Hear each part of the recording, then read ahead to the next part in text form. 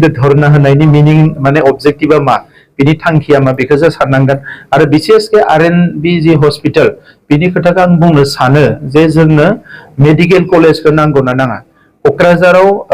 हस्पिटाला थागोन थायैनि जेबो खोथा गैया बे हस्पिटालखौ बोखारनायनि बाथ्रा गैया दा जिखिनिफोर डिपार्टमेन्टफोरखौ बेवहाय एसे माने स्ट्रिमलाइन खालामदों बेवहाय गुबै जाहोना जाबाय हस्पिटाला थांना बेवहाय सोलिनो नांगौब्ला मेडिकल कलेजा सोलिनांगौब्ला बेवहाय गोबां पेसेन्ट नांगौ प्राय बिथांमोना 800 सो पेसेन्ट पार डे नांगोन होननानै बुंदों दा बेरामिफोर थांनांगोन दा बे 800 बेरामिफ्रा थांनांगौब्ला बेवहाय जुदि सारला जोबनानै थायोब्ला मोनसे जायगायाव 800 जाया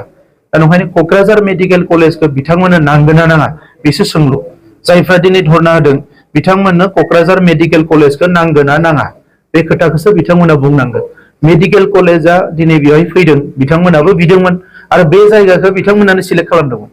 जोंनि सरकार फैनायनि सिगाङाव ससियेल मिडियायावथ' बिथांमोना गोग्गा बुङो जे जोंनो मावदोंमोन जोंनि सरकार फैनायनि सिगाङाव बे जायगाखौ बिथांमोनानो सिलेक्ट खालामदोंमोन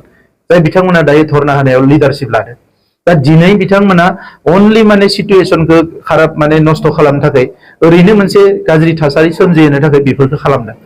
जुदि बे जायगाखौ बिथांमोना होआमोनब्ला मेडिकेल कलेजा बेयावनो जानाय नङामोन बिथांमोना बै समावनो बुंनांगौमोन जे आरएनबि हस्पिटालावनो मेडिकेल कलेजा जानांगोन बेवहायनो खालामनो हागौमोन दा दिनै जों बुंदों जे कक्राझार जि गोदानै इउनिभारसिटि जागोन बेयो हरिनागुरियाव जागोन जोंहा कलेजनि जिखिनि दैदेनगिरिफोर दङ बिथांमोना सावरायनानै बुंदों जे हरिनागुरियाव जाबाबो जागोन हरिनागुरियाव बानायदों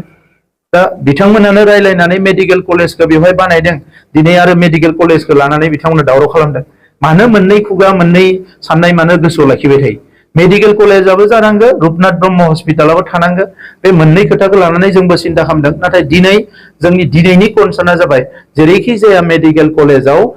जि पेसेन्ट बेरामिफोर बिसोरनि नाम्बारा बांनांगौ अब्लासो मेडिकेल कलेजा कन्टिनिउ जागोन सास्टेन जागोन मानोना बेखौ